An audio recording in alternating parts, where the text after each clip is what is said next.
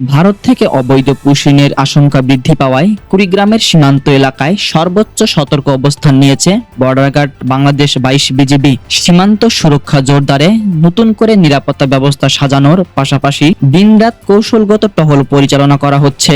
সোমবার ৮ই জুন দুপুরে একটি প্রেস বিজ্ঞপ্তিতে বিষয়টি নিশ্চিত করেন কুড়িগ্রামের ব্যাটালিয়ন অধিনায়ক লেফটেন্যান্ট কর্নেল মোহাম্মদ মাহবুবুল হক। বিজ্ঞপ্তিতে জানানো হয়, সীমান্তের প্রতিটি বিওপি থেকে নিয়মিত টহলের পাশাপাশি গোয়েন্দা নজরদারি বাড়ানো হয়েছে। অবৈধ অনুপ্রবেশ ঠেকাতে বিজিবি সদস্যদের সঙ্গে স্থানীয় ভলেন্টিয়ারদের সমন্বয়ে টহল কার্যক্রম আরো জোরদার করা হয়েছে।